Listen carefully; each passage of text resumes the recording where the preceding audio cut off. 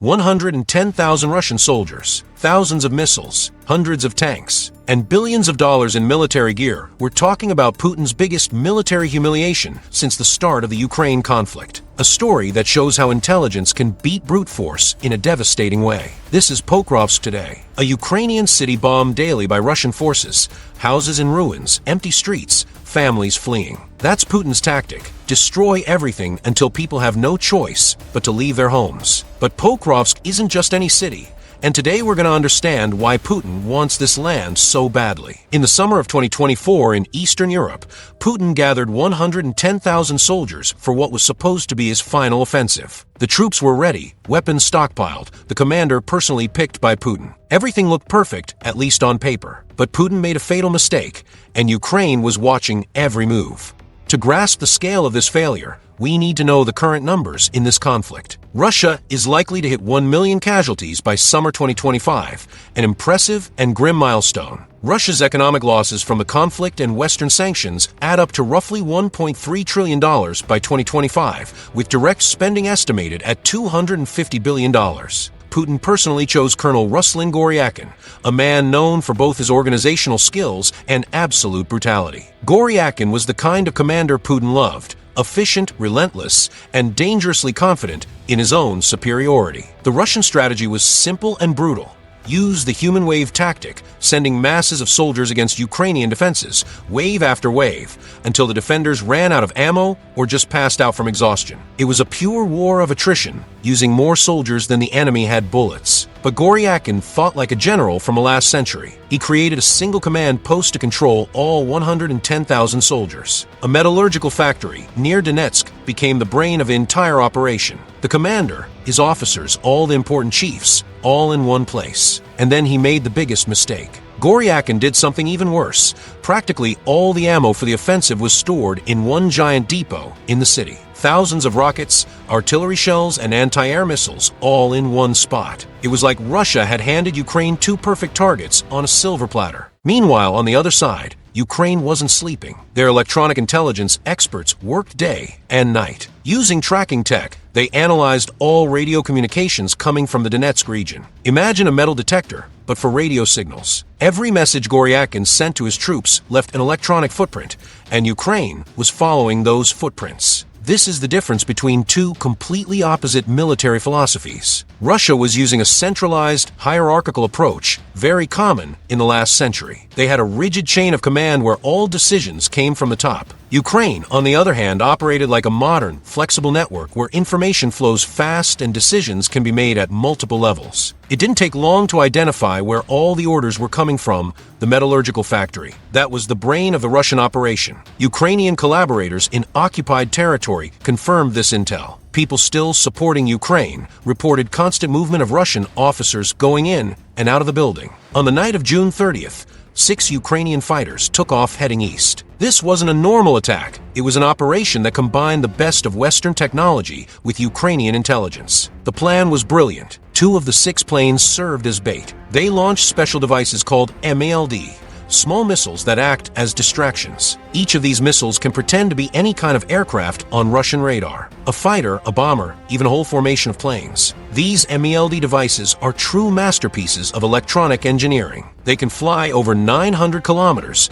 perfectly mimicking the radar signature of much bigger aircraft. It's like each MALD was an electronic actor able to play any role in the theater of military tension. Russian radars ended up focusing on these fake targets, firing expensive missiles at electronic ghosts. Meanwhile, the other 4 Ukrainian fighters approached from the opposite side, flying low to avoid detection, then launched Storm Shadow missiles. These British missiles are impressive weapons. They can fly over 250 kilometers, are practically invisible to radar, and carry a special 2-stage explosive warhead called Brooch. First, they penetrate, then detonate the target from inside. They're specifically designed to destroy bunkers and reinforce structures. The missiles cut through the night sky. Seconds of tension passed, and Goryakin had no idea destruction was heading his way. The explosion was devastating. Videos started popping up on social media showing the factory on fire. Goryakin's own command post had been obliterated. Goryakin was dead, and most of his officers too. Intelligence sources reported 8 killed, 9 wounded, and 4 missing. several subordinate commanders were wiped out all at once. Within minutes, a force of 110,000 soldiers lost its leadership. It was like chopping off the head of a giant snake. But Ukraine wasn't finished. 2 days later came the second blow. On the night of July 2nd, around 10 p.m., swarms of Ukrainian drones descended on Toretsk. This time, it was the Ukrainian Security Service leading the attack. The drones didn't need to carry heavy explosives. The Toretsk depot was what the military calls a self-destructive target. The contents of the target would do the destruction job themselves. Imagine huge pallets of highly explosive ammo stacked in big warehouses. The drones just needed to hit a few strategic points to start an unstoppable chain reaction.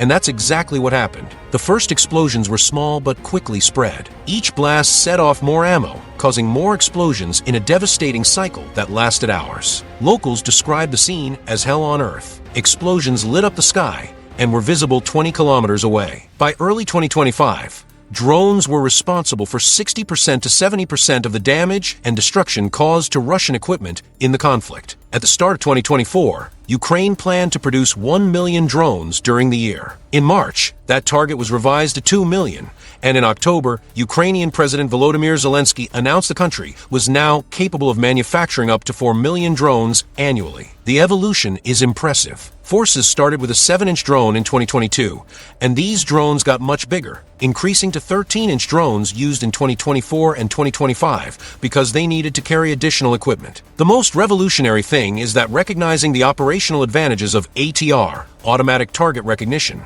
technology, Ukrainian forces began acquiring 10,000 drones with autonomous capabilities equipped with artificial intelligence. These are systems that can operate independently, making tactical decisions without human intervention. The destruction was so intense that explosions could be felt and heard in neighboring areas. Residents reported their windows shaking with each new detonation, creating an endless cycle of terror that lasted all night. Thousands of rockets, artillery shells, and missile systems were consumed by the flames. More importantly, Russian anti-air missiles were destroyed too. Not only the weapons for the offensive, but also the defenses protecting the entire occupied territory. This is what strategists call a cascade effect. The destruction of Toretsk didn't just affect the battle for Pokrovsk, it degraded Russia's ability to defend the airspace over a vast area of Donetsk. In 48 hours, Putin had lost everything. No commanders, no ammo, no air defenses. The remaining Russian soldiers became easy targets. Without coordinated leadership or proper artillery support,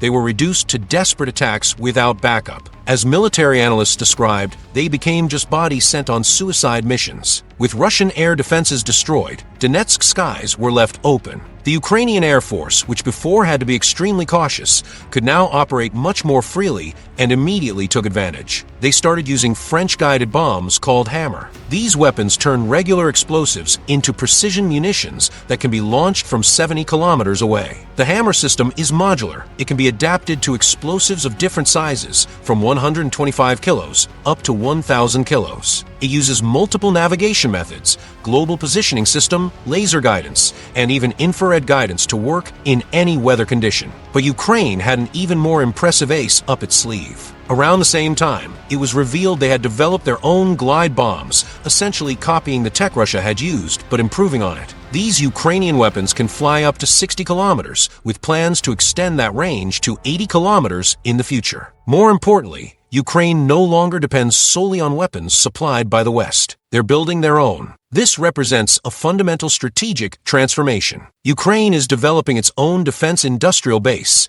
ensuring it can keep fighting even if Western support dwindles. While Putin tried to save face with propaganda, declaring in St. Petersburg that all of Ukraine is ours, the reality on the battlefield was very different. That's when something happened that would completely challenge that claim. On June 14th, Ukrainian President Volodymyr Zelensky made his own announcement about the liberation of Andrivka, a small village you've probably never heard of, but which completely changed Putin's calculations for this conflict. To understand why the liberation of Andrivka is so significant, I have to tell a story that started in February 2022. When Putin launched his large-scale invasion, one of the first regions he tried to capture was Sumy. That wasn't a coincidence. Sumy is in northeastern Ukraine, right on the Russian border. For Putin, controlling this region meant having a direct corridor to Kiev, Ukraine's capital. It was part of the plan for a quick and decisive victory. But something unexpected happened. On the first day of the invasion, February 24th, 2022, Russian forces entered Sumy, expecting minimal resistance. That was a huge mistake. Instead, they found Ukrainian paratroopers and armed civilian volunteers who mounted a fierce defense. They not only resisted but managed to destroy an entire column of Russian tanks in urban combat. The 125th Separate Assault Regiment. This unit has a fascinating origin.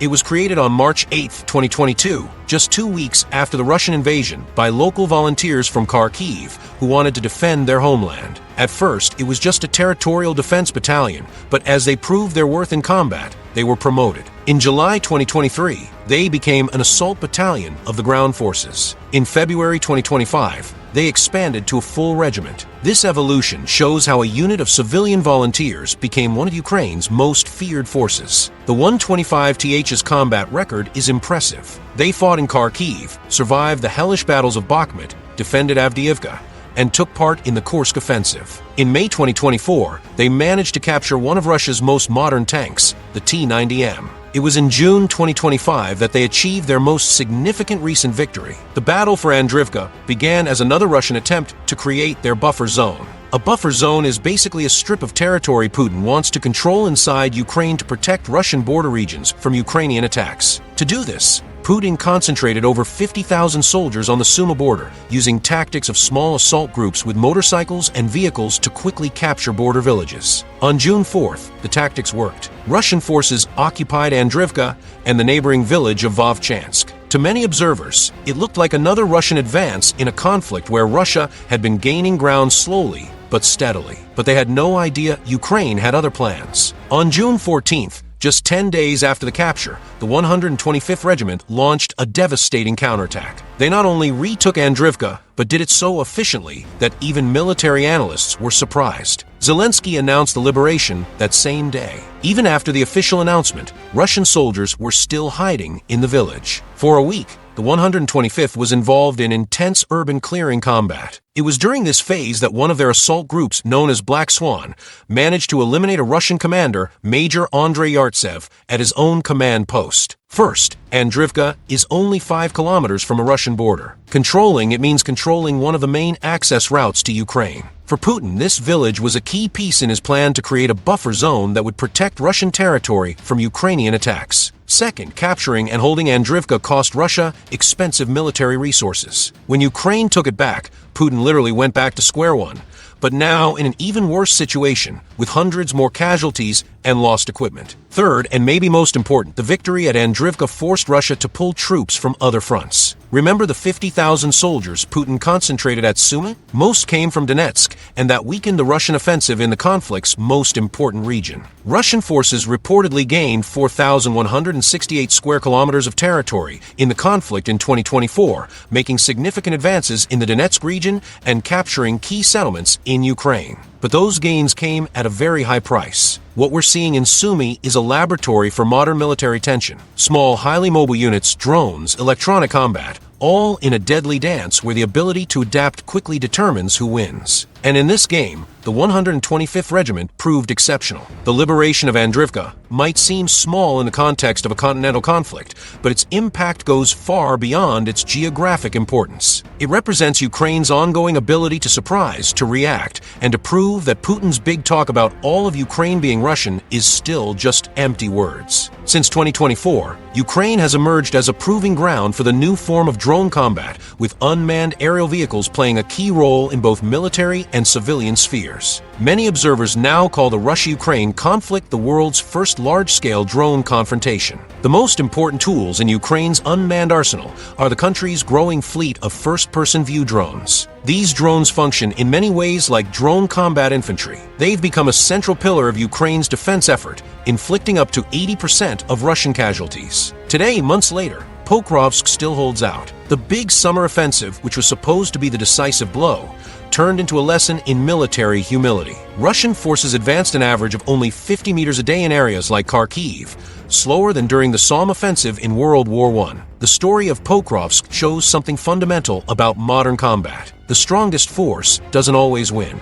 It's the smartest one. The one that can process information faster, adapt better, and strike the enemy's weak points with surgical precision. Putin gathered 110,000 soldiers, but his trusted men made bad decisions. Ukraine used a few dozen missiles and drones, but most importantly, they fought like a 21st century force. It's a clash between blind pride and smart determination, imperial arrogance versus the desperate resistance of a people fighting for their home. If this kind of analysis impressed you, share it with someone who needs to understand how combat really works today. Subscribe to the channel for more stories showing how the world is changing. See you next video.